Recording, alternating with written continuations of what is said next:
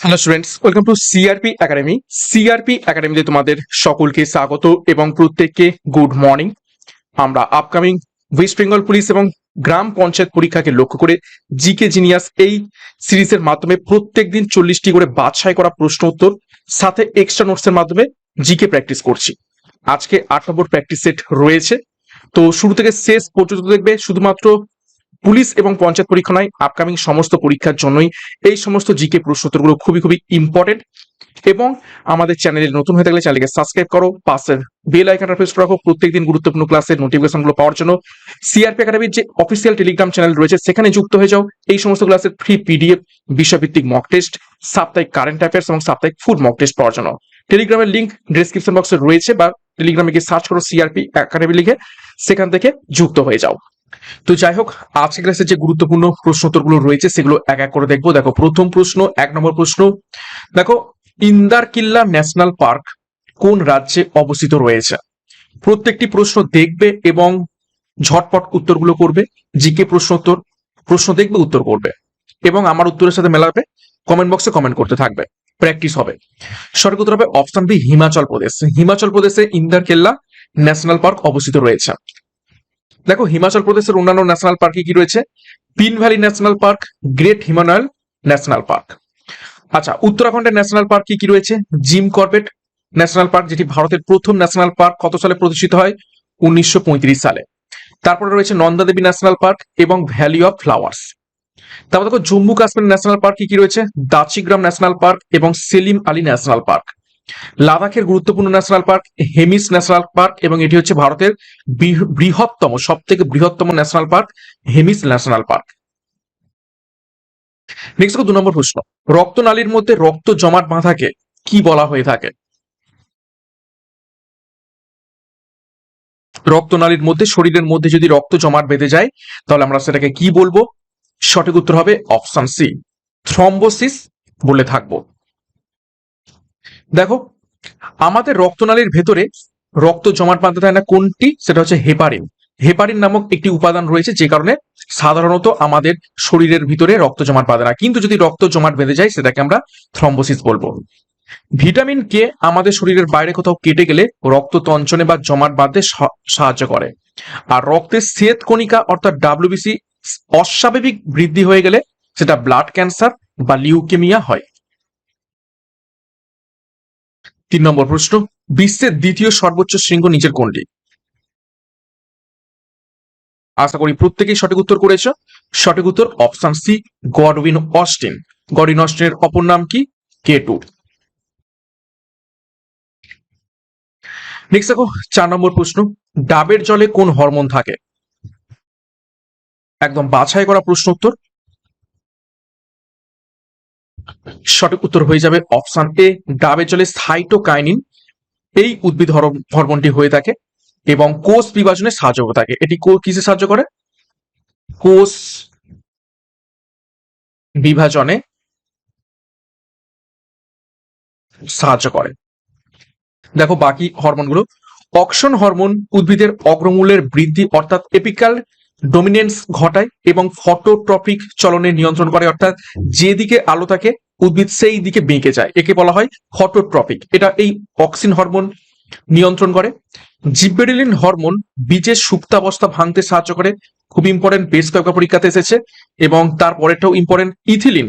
Ethylene হচ্ছে একটি গ্যাসীয় হরমোন যা ফল পাকাতে সাহায্য করে। নেক্সট প্রশ্নে যাবো, তার আগে গুরুত্বপূর্ণ ঘোষণা। সামনেই আসতে চলেছে পঞ্চায়েত পরীক্ষার অনেক শূন্যপদ সহ বিজ্ঞপ্তি। তো পঞ্চায়েত পরীক্ষাকে লক্ষ্য করে panchayat foundation batch course 4 launch করা হয়েছে। আগামী 10ই জুলাই থেকে এই ব্যাচ কোর্স শুরু হতে চলেছে। পরীক্ষার এক্সাম প্যাটার্ন এবং সিলেবাস অনুযায়ী প্রত্যেকটি বিষয়, প্রত্যেকটা অধ্যায় ধরে ধরে সম্পূর্ণ ডেসক্রিপটিভ প্যাটার্নে থিওরির মাধ্যমে ক্লাস পাবে। থিওরি কমপ্লিট হয়ে গেলেই সেই টপিকের উপর থেকে mock test, PDF study material এবং নোটস। সাথে আগামী পুলিশ পরীক্ষাকে লক্ষ্য করেও মিশন খাকি পুলিশ ব্যাচ, এখানেও পরীক্ষা সিলেবাস এবং এক্সাম প্যাটার্ন অনুযায়ী প্রত্যেকটি বিষয়, প্রত্যেকটা অধ্যায় ধরে ধরে তোমরা ক্লাস পাবে সম্পূর্ণ থিওরির মাধ্যমে এবং মক টেস্টের মাধ্যমে, পিডিএফ স্টাডি মেটেরিয়ালের মাধ্যমে। তো যোগাযোগ করো 9647553612 নাম্বারে। বিস্তারিত ভিডিও ডিসক্রিপশন বক্সে রয়েছে। এখনই যুক্ত হয়ে যাও পরীক্ষার সেরা প্রস্তুতি পাওয়ার জন্য। নেক্সট দেখো 5 নম্বর প্রশ্ন, ভারতের কোন রাজ্যকে পঞ্চ নদীর দেশ বা ল্যান্ড অফ রিভার্স বলা হয়ে থাকে?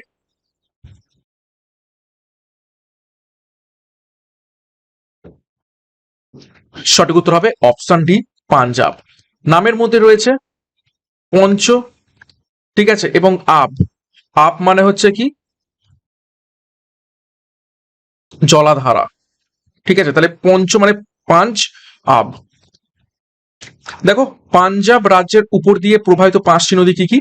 এক হচ্ছে শতদ্রু, দুই বিপাশা বা বিয়াস, ইরাবতী বা ইংলিশে যাকে আমরা রবি বলে থাকি, চন্দ্রভাগা বা চেনাব, বিতস্তা বা ঝিলাম।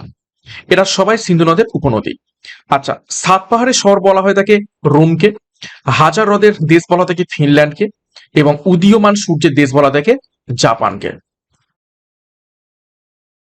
নেক্সট 6 নম্বর প্রশ্ন, লিভিং রুট ব্রিজ বা জীবন্ত শিখরের সেতু ভারতের কোন রাজ্যে অবস্থিত? একটি গুরুত্বপূর্ণ পর্যটন স্থানও এটি, সকলে এখানে ঘুরতে যায়। তো সঠিক উত্তর হয়ে যাবে কোথায় অবস্থিত রয়েছে? Option A, Meghalaya. 7 নম্বর প্রশ্ন, ব্রোঞ্জ কোন দুটি ধাতুর সমন্বয়ে তৈরি?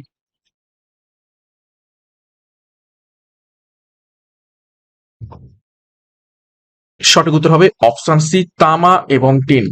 তামা হচ্ছে কপার, টিন হচ্ছে এসএল। দেখো, পিতল, পিতল হচ্ছে ব্রাস, সেটি হচ্ছে কি তামা এবং জিঙ্ক ধাতু সংকর ধাতু। কপার প্লাস জিঙ্ক মিলে তৈরি হয় পিতল। তারপর দেখো জার্মান সিলভার, এতে তামা, দস্তা এবং নিকেল থাকে। কিন্তু দেখো নামেই সিলভার, কিন্তু এর মধ্যে কোনো রকম সিলভার থাকে না বা রূপো থাকে না। স্টেনলেস স্টিল, এতে লোহা, ক্রোমিয়াম, নিকেল এবং কার্বন থাকে। আর গান মেটালে দেখো তামা, টিন এবং দস্তার মিশ্রণে তৈরি হয়ে থাকে কি গান মেটাল। তো খুব ভালোভাবে দেখবে, এই সংকর ধাতুগুলো পরীক্ষাতে আসতে পারে। নেক্সট দেখো 8 নম্বর প্রশ্ন, রেণুকা জলাভূমি ভারতের কোন রাজ্যে অবস্থিত রয়েছে?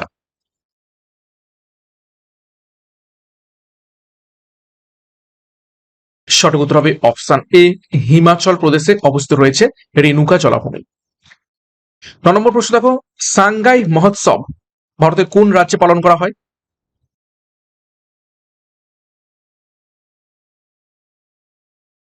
সঠিক উত্তর হয়ে যাবে অপশন সি, মণিপুরে পালন করা থাকে সাংগাই মহোৎসব। মণিপুরে কি রয়েছে? লোকটাক হ্রদ এবং বিশ্বের একমাত্র ভাসমান উদ্যান বা জাতীয় উদ্যান, নাম কি? কেইবুল লামজাও। নাগাল্যান্ডের বিখ্যাত উৎসব কি? হর্নবিল উৎসব। এবং মিজোরামে কি গুরুত্বপূর্ণ উৎসব দেখতে পাওয়া যায়? সেটা হচ্ছে চাপচরকুট। নেক্সট দেখো 10 নম্বর প্রশ্ন, ভারতের কোন রাজ্যে জাতীয় দুগ্ধ গবেষণাগার বা এনডিআরআই অবস্থিত রয়েছে? National dairy research institute, NDRI. সঠিক উত্তর হবে অপশন বি, হরিয়ানা। হরিয়ানার কোথায়? হরিয়ানার কারনালে। ওকে। 11 নম্বর প্রশ্ন, হর্ষাব্দ গণনা শুরু হয় কবে থেকে, কোন সাল থেকে? নামের মধ্যে বুঝতে পারছো কে প্রচলন করেছিলেন হর্ষাব্দ? হর্ষবর্ধন। হর্ষবর্ধন যে বছর সিংহাসনে আরোহণ করেছিলেন সেই বছর থেকে হর্ষাব্দ শুরু হয়। সঠিক উত্তর হবে অপশন সি, 606 খ্রিস্টাব্দ থেকে। দেখো কিছু তথ্য দেখবো এক্সট্রা। দেখো 78 খ্রিস্টাব্দে কুষাণ সম্রাট কনিষ্ক শকাব্দ বা সাকা এরা প্রচলন করে, এবং এটি পরে ভারতের জাতীয় ক্যালেন্ডার হিসাবে ব্যবহৃত হয়। তারপর দেখো 1919 থেকে 20 খ্রিস্টাব্দে প্রথম চন্দ্রগুপ্ত গুপ্তাব্দ বা গুপ্ত এরা চালু করেন, এবং 622 খ্রিস্টাব্দে হজরত মোহাম্মদের মক্কা থেকে মদিনায় যাত্রার স্মৃতিতে হিজরি সাল চালু হয়। কিছু গুরুত্বপূর্ণ ক্যালেন্ডার ইতিহাসের। নেক্সট 12 নম্বর প্রশ্ন, নন্দ বংশের আগে কোন বংশ শাসন করেছিল?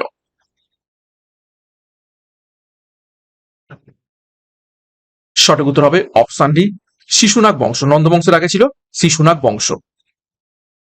দেখো মগধের রাজবংশগুলোর ক্রম দেখো, প্রথমে ছিল হর্ষাঙ্ক বংশ, হর্ষাঙ্ক বংশের পরে আসে শিশুনাগ বংশ, শিশুনাগ বংশের পরে আসে নন্দ বংশ, নন্দ বংশের পরে মৌর্য বংশ এবং মৌর্য বংশের পরে আসে কি শুঙ্গ বংশ।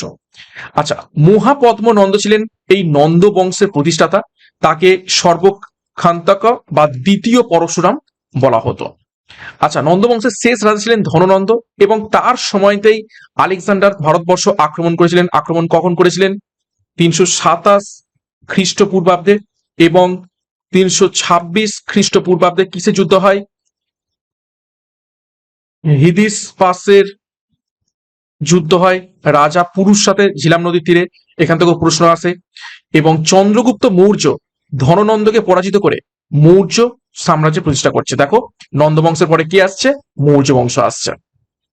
তো এই এক্সট্রা নোটস গুলো খুব ভালোভাবে দেখবে এবং আমাদের ব্যাচ কোর্সে খুব সুন্দরভাবে এই ইতিহাসের প্রত্যেকটা বংশ ধরে ধরে খুব সুন্দরভাবে একদম পর পর করানো হচ্ছে।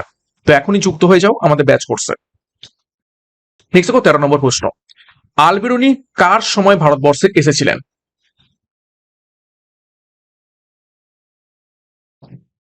সঠিক উত্তর হয়ে যাবে অপশন সি, সুলতান মাহমুদের সময় আলবেরুনি ভারতবর্ষে আসেন। আলবেরুনির গুরুত্বপূর্ণ বই কি? পরীক্ষায় প্রশ্ন আসতে পারে। কি কি? কিতাব উল হিন্দ, কিতাব উল হিন্দ বা তহকক ই হিন্দ, গুরুত্বপূর্ণ বই, পরীক্ষায় প্রশ্ন আসে। এবং সুলতান মাহমুদ টোটাল 17 বার ভারত আক্রমণ করেন, পরীক্ষায় প্রশ্ন আসে। এবং 1025 এডিতে সোমনাথ মন্দির, সোমনাথ মন্দির আক্রমণ করে। এইখান থেকে এই প্রশ্নগুলো পরীক্ষাতে বারবার করে এসে থাকে। নেক্সট দেখো 14 নম্বর প্রশ্ন, ভীমবেটকা কত সালে ওয়ার্ল্ড হেরিটেজ সাইটের আখ্যা পেয়েছে?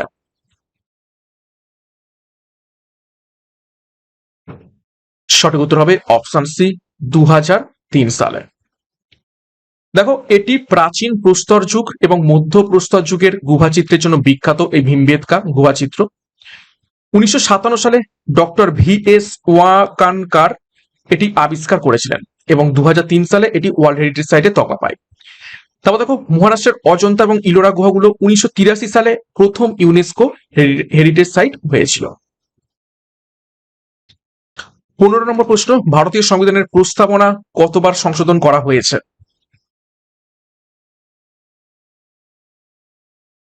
তো এখনো পর্যন্ত একবার সংশোধন করা হয়েছে। কত সালে?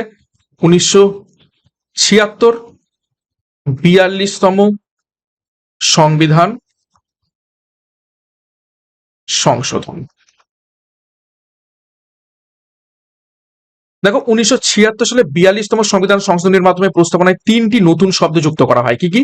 সমাজতান্ত্রিক অর্থাৎ সোশ্যালিস্ট, ধর্মনিরপেক্ষ অর্থাৎ সেকুলার এবং অখণ্ডতা অর্থাৎ ইন্টিগ্রিটি। এবং 42তম সংবিধান সংশোধনীকে এর ব্যাপকতার জন্য প্রচুর পরিমাণে পরিবর্তন করা হয় সংবিধানের মধ্যে, একে মিনি কনস্টিটিউশনও বলা হয়ে থাকে। 16 নম্বর প্রশ্ন দেখো, কুরু মহাজনপদের রাজধানীর নাম কি?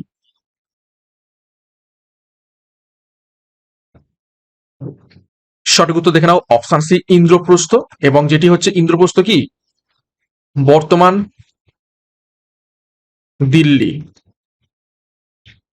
দেখো, প্রাচীন ভারতে মোট 16টি মহাজনপদ ছিল, যার উল্লেখ বৌদ্ধ গ্রন্থ অঙ্গুত্তর নিকায়তে পাওয়া যায়। খুব ইম্পর্টেন্ট, পরীক্ষায় প্রশ্ন আসে যে আমরা 16টি মহাজনপদের নাম কোথা থেকে জানতে পারি, সেটা হচ্ছে অঙ্গুত্তর নিকায়, এই বৌদ্ধ গ্রন্থ থেকে জানতে পেরে থাকি। দেখো, মথুরা ছিল সুরসেন মহাজনপদের রাজধানী, চম্পা ছিল অঙ্গ মহাজনপদের রাজধানী এবং বারাণসী ছিল কাশী মহাজনপদের রাজধানী। তো এইভাবে 16টা মহাজনপদের এবং তাদের রাজধানীর নামগুলো আমরা মনে রাখতে হবে এবং এইগুলোর ব্যাপারে ডিটেলসে আমাদের ব্যাচ কোর্সে পড়ানো হচ্ছে।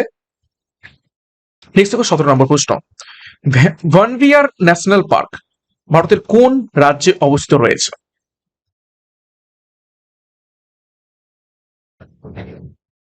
সঠিক উত্তর হবে অপশন বি, মধ্যপ্রদেশে। দেখো ডিটেলসে, মধ্যপ্রদেশে ভারতের মধ্যে সবচেয়ে বেশি সংখ্যক ন্যাশনাল পার্ক রয়েছে, টোটাল 11টি, যেমন কানহা, বান্ধবগড়, পান্না, পেঞ্চ। এবং ভারতের রাজ্যগুলোর মধ্যে থেকে মধ্যপ্রদেশে বনভূমির পরিমাণ বা ফরেস্ট কভার সব থেকে বেশি। তারপর দেখো, রণথম্ভ রাজস্থানের একটি বিখ্যাত ব্যাঘ্র সংরক্ষণ কেন্দ্র। আর দুধওয়া ন্যাশনাল পার্ক, এটি উত্তরপ্রদেশে অবস্থিত রয়েছে। নেক্সট দেখো 18 নম্বর প্রশ্ন, ওয়ার্ল্ড অ্যানিমেল ডে বা বিশ্ব প্রাণী দিবস কবে পালিত হয়?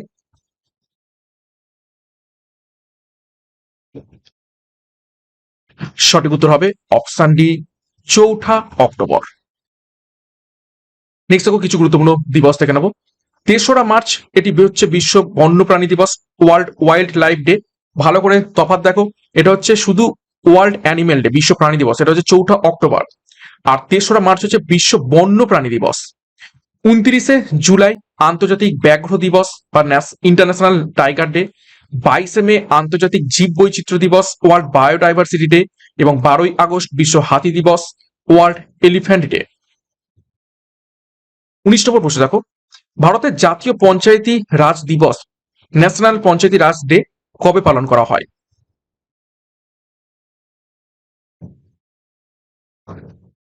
সঠিক উত্তর হবে অপশন এ, 24 এপ্রিল। দেখো পঞ্চায়েত ব্যবস্থা সম্পর্কে একটু ডিটেলস দেখবো। 1993 সালের 24 এপ্রিল 73তম সংবিধান সংশোধনীর আইন কার্যকর হয়েছিল, যার মাধ্যমে পঞ্চায়েত ব্যবস্থা সাংবিধানিক স্বীকৃতি পায়। তার আগে পঞ্চায়েত ব্যবস্থা চালু ছিল। তো প্রথম কবে চালু হয়? 1959 সালের 2রা অক্টোবর রাজস্থানের নাগৌর জেলাতে প্রথম পঞ্চায়েতি রাজ ব্যবস্থা চালু হয়। কিন্তু সাংবিধানিক স্বীকৃতি কবে পায়? 1993 সালের 24 এপ্রিল 73তম সংবিধান সংশোধনের মাধ্যমে। এবং সেই জন্যই 24 এপ্রিল পঞ্চায়েত দিবস হিসেবে পালিত হয়। আচ্ছা, বলবন্ত রায় মেহতা কমিটির সুপারিশে ত্রিস্তরীয় পঞ্চায়েত ব্যবস্থা ভারতবর্ষে চালু হয়। অর্থাৎ যেখানে কি কি দেখতে পাওয়া যায়? গ্রাম পঞ্চায়েত, তারপরে ব্লক, এবং শেষে রয়েছে কি? জেলা পরিষদ। আচ্ছা, এই যে সংবিধানের 73তম সংবিধান সংশোধনের মাধ্যমে যুক্ত হচ্ছে, সেখানে 11তম তফসিলে পঞ্চায়েতের 29টি কাজের কথা বলা রয়েছে। 20 নম্বর প্রশ্ন, নাসিক প্রশস্তি থেকে কার কথা জানা যায়?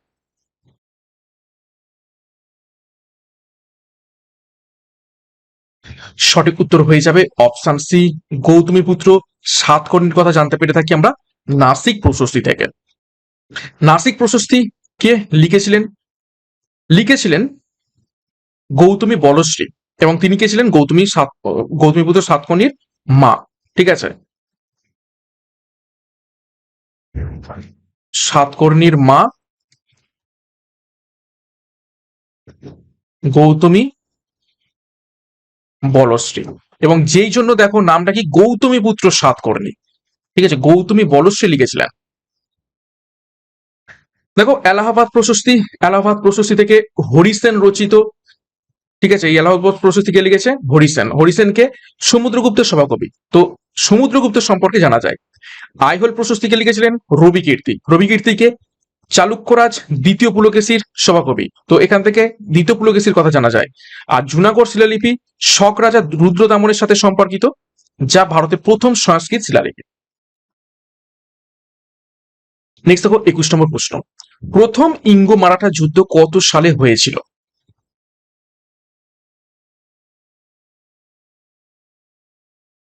সঠিক উত্তর হবে অপশন সি, 1775 থেকে 1782। এবং এই প্রথম ইঙ্গো মারাঠা যুদ্ধটি 1782 সালে সলবায় সন্ধির স্বাক্ষরের মাধ্যমে শেষ হয়েছিল। তো পরীক্ষায় প্রশ্ন আছে, সলবায় সন্ধি কত সালে হয়? 1782 সালে। তারপর দেখো দ্বিতীয় ইঙ্গো মারাঠা যুদ্ধ 1803 থেকে 1805 সাল পর্যন্ত হয়েছিল, এবং বেসিনের চুক্তি মাধ্যমে দ্বিতীয় ইঙ্গো মারাঠা যুদ্ধ শেষ হয়। তারপর দেখো তৃতীয় ইঙ্গো মারাঠা যুদ্ধ 1817 থেকে 1818 সাল পর্যন্ত হয়, যার ফলে পেশওয়া পদের বিলুপ্তি ঘটে। এবং 1799 সালে চতুর্থ ইঙ্গো মহীশূর, ভালো করে দেখবে ইঙ্গো মারাঠা ইঙ্গো মহীশূর কিন্তু আলাদা। 1799 সালে ইঙ্গো মহীশূর যুদ্ধ হয়, যেখানে টিপু সুলতান যুদ্ধক্ষেত্রে বীরের মতো মারা যান। 22 খাজুরাহো ড্যান্স ফেস্টিভ্যাল বা খাজুরাহো নৃত্য উৎসব কোন রাজ্যে পালিত হয়? খাজুরাও কোথায় অবস্থিত? Option D Madhya Pradesh. 23, ভারতের প্রথম পঞ্চবার্ষিকী পরিকল্পনা কত সালে শুরু হয়?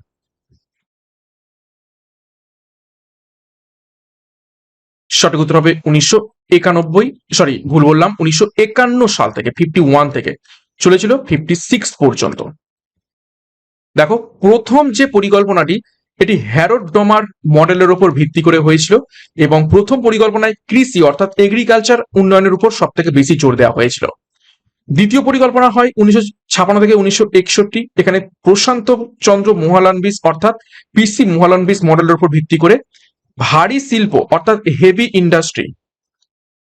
হেভি ইন্ডাস্ট্রির ওপর জোর দেওয়া হয়েছিল এবং ঠিক এই সময়তেই বড় বড় ইন্ডাস্ট্রি আইওসিএল, ওএনজিসি, ঠিক আছে, সেল, গেল, এইগুলো সব প্রতিষ্ঠিত হয়েছিল।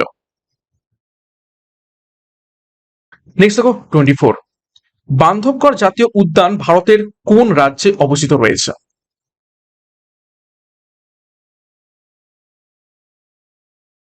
সঠিক উত্তর হবে অপশন বি মধ্যপ্রদেশে। 25 দেখো, হান্টার কমিশন কিসের সঙ্গে যুক্ত?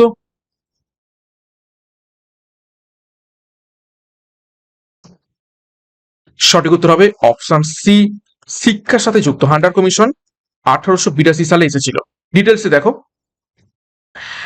1882 সালে লর্ড রিপন প্রাথমিক এবং মাধ্যমিক শিক্ষা সংস্কারের জন্য উইলিয়াম হান্টারের নেতৃত্বে এই কমিশন গঠন করেছিলেন। আচ্ছা, এটা তো প্রথম হান্টার কমিশন। দ্বিতীয় আর একটা হান্টার কমিশন আছে 1919 সালে জালিয়ানওয়ালাবাগ হত্যাকাণ্ডের তদন্তের জন্য একটি হান্টার কমিশন গঠন করা হয়েছিল। তো ভালোভাবে মনে রাখবে সাল দুটো। তারপর দেখো উডের ডিসপ্যাচ, যেটি 1854 সালে আসে। তো 1854 সালে উডের ডিসপ্যাচকে ভারতের ইংরেজি শিক্ষার ম্যাগনা কার্টা বলা হয় এবং এই উডের ডিসপ্যাচ আসার পরেই ভারতবর্ষে তিনখানা গুরুত্বপূর্ণ ইউনিভার্সিটি প্রতিষ্ঠিত হয়, কলকাতা বিশ্ববিদ্যালয়, মুম্বাইতে এবং মাদ্রাসে।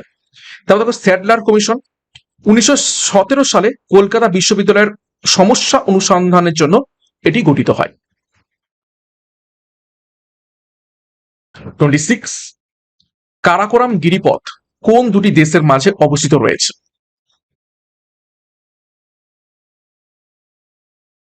সঠিক উত্তর হবে অপশন সি ভারত এবং চীনের মধ্যে। 27, রাজস্থানে অবস্থিত একটি জাতীয় উদ্যান হলো নিচের কোনটি?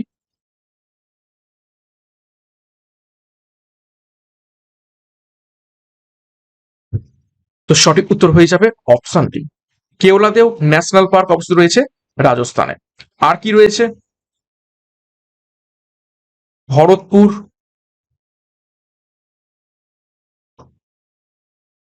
পাখিরালয়, এটাও খুবই গুরুত্বপূর্ণ, সাইবেরিয়ান ক্রেনের জন্য খুবই বিখ্যাত। 28, তুঙ্গভদ্রা কোন নদীর উপনদী?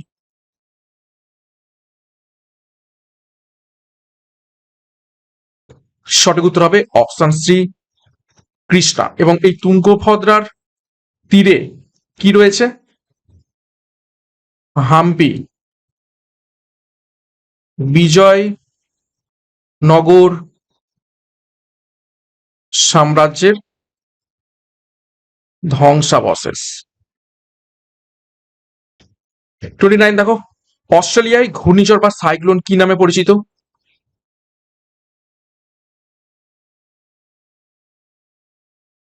সঠিক উত্তর হবে অপশন ডি উইলি উইলি। দেখো, চীন সাগর এবং জাপান সংলগ্ন অঞ্চলে যে ঘূর্ণিঝড় হয় সেটি টাইফুন নামে পরিচিত। ক্যারিবিয়ান সাগর এবং আমেরিকা যুক্তরাষ্ট্রে এটি হ্যারিকেন নামে পরিচিত। ভারত মহাসাগর এবং বঙ্গোপসাগর অঞ্চলে এটি সাইক্লোন বা ঘূর্ণিঝড় নামে পরিচিত। এবং টর্নেডো মূলত আমেরিকার যুক্তরাষ্ট্রে সৃষ্ট সব থেকে ধ্বংসাত্মক এবং ফানেল আকৃতির ঘূর্ণাবাত। 30 নম্বর প্রশ্ন, জাতীয় কংগ্রেসের কোন অধিবেশনে প্রথম বন্দে মাতরম গানটি গাওয়া হয়েছিল?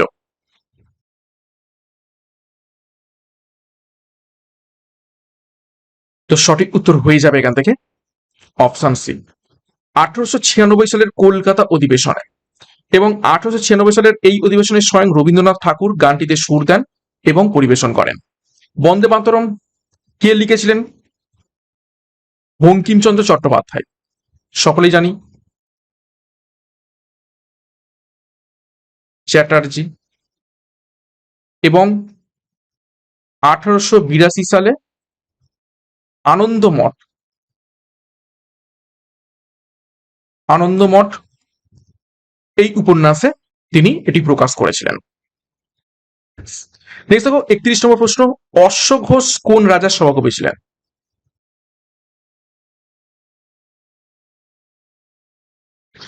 সঠিক উত্তর হয়ে যাবে অপশন ডি কনিষ্ক। অশ্বঘোষ দেখো সংস্কৃত ভাষায় বুদ্ধচরিত রচনা করেছিলেন। হর্ষবর্ধনের সভাকবি কে ছিলেন? মানভট্ট। দ্বিতীয় চন্দ্রগুপ্তের যে সভাকবি তিনি কে ছিলেন? কালিদাস। সমুদ্রগুপ্তের কে সভাকবি ছিলেন? হরিসেন। নেক্সট 32, লোটাস টেম্পল বা পদ্ম মন্দির কোথায় অবস্থিত রয়েছে? সঠিক উত্তর হবে অপশন সি, নিউ দিল্লিতে। 33, বীজহীন ফল উৎপাদনে কি ব্যবহার করা হয়? বীজহীন ফল উৎপাদনকে কি বলা থাকে? পার্থেনোকার্পি বলা হয়। অর্থাৎ নিষেক ছাড়াই বীজহীন ফল উৎপন্ন করার প্রক্রিয়াকে পার্থেনোকার্পি বলা হয়ে থাকে। এবং কিসের মাধ্যমে এটা করা হয়? সঠিক উত্তর হবে অপশন ডি, অক্সিন হরমোনের মাধ্যমে। ঠিক আছে, দেখো জিব্বেরেলিন হরমোন উদ্ভিদের খর্বতা দূর করে এবং বীজের সুপ্তাবস্থা ভাঙতে সাহায্য করে। ইথিলিন একটি গ্যাসীয় হরমোন, কৃত্রিমভাবে কাঁচা ফলকে পাকাতে সাহায্য করে এবং সাইটোকাইনিন কোষ বিভাজনে সাহায্য করে। ডাবের জলের মধ্যে প্রচুর পরিমাণে সাইটোকাইনিন থাকে। 34, শিশুশ্রম বা চাইল্ড লেবার নিষিদ্ধ সংবিধানের কোন ধারায় বলা হয়েছে?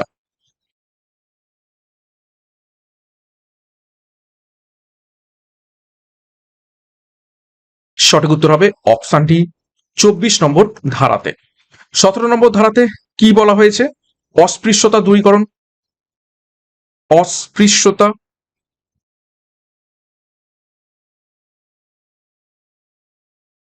দূরীকরণ অর্থাৎ অ্যাবলিশন অফ আনটাচেবিলিটি। 21 নম্বর ধারাতে রাইট টু এডুকেশন অর্থাৎ 6 থেকে 14 বছর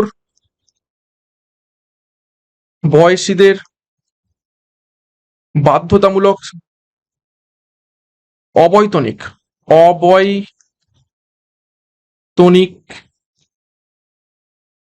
শিক্ষা বাধ্যতামূলক। এবং 23 নম্বর ধারাতে মানুষ কেনা বেচা এবং বেকার শ্রম বন্ধ, এগুলো রয়েছে।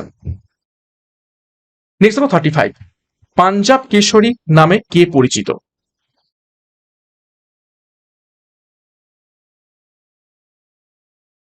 সঠিক উত্তর হবে অপশন ডি, লালা লাজপত রায়। ডিটেলসে দেখো লালা লাজপত রায় সম্পর্কে।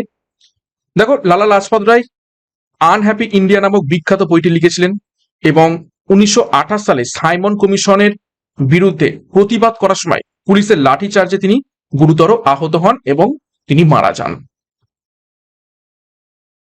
36, মলহোত্রা কমিটি কবে গঠন করা হয়?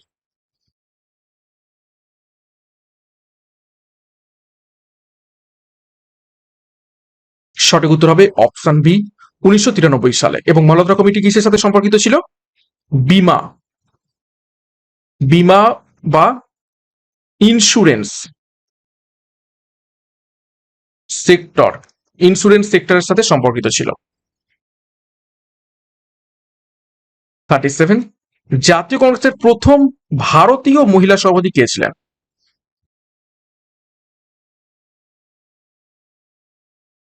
সঠিক উত্তর হবে অপশন ডি, সরোজিনী নাইডু। কত সালে? 1925 কানপুর অধিবেশন। দেখো একটু ডিটেলসে দেখবো। জাতীয় কংগ্রেসের প্রথম মহিলা সভাপতি ছিলেন অ্যানি বেসান্ত। 1917 সালে কলকাতা অধিবেশন, তিনি ব্রিটিশ ছিলেন। সরোজিনী নাইডুকে কোকিল, ভারতের কোকিল বা নাইটিঙ্গেল অফ ইন্ডিয়া বলা হতো। সরোজিনী নাইডু ছিলেন স্বাধীন ভারতের প্রথম মহিলা রাজ্যপাল উত্তরপ্রদেশের, এবং সুচেতা কৃপালিনী ছিলেন ভারতের প্রথম মহিলা মুখ্যমন্ত্রী উত্তরপ্রদেশের। তো খুবই গুরুত্বপূর্ণ প্রথম মহিলার সম্পর্কে। 38 স্যাডলার কমিশন কবে গঠন করা হয়? একটু আগেই আমরা এক্সট্রা নোটসে দেখেছি। সঠিক উত্তর করো। সঠিক উত্তর হবে অপশন সি 1917 সালে। এবং কিসের জন্য আসে? কলকাতা বিশ্ববিদ্যালয়ের সমস্যা সমাধানের জন্য। 39 ধুয়াধার জলপ্রপাত কোন রাজ্যে অবস্থিত রয়েছে?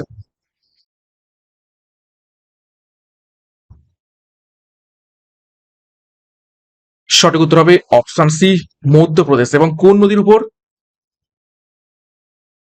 নর্মদা নদীর উপর। দেখো ডিটেলসে কিছু এক্সট্রা নোটস দেখবো। চিত্রকূট জলপ্রপাত ছত্তিশগড়ে ইন্দ্রাবতী নদীর উপর অবস্থিত রয়েছে, যাকে ভারতের নায়াগ্রা বলা হয়ে থাকে। তারপর দেখো যোগ জলপ্রপাত কর্ণাটকের শরাবতী নদীর উপর অবস্থিত রয়েছে, এবং হুড্রু জলপ্রপাত ঝাড়খণ্ডের সুবর্ণরেখা নদীর উপর অবস্থিত রয়েছে। 40 নম্বর প্রশ্ন, হোমরুল লীগের নেত্রী কে ছিলেন?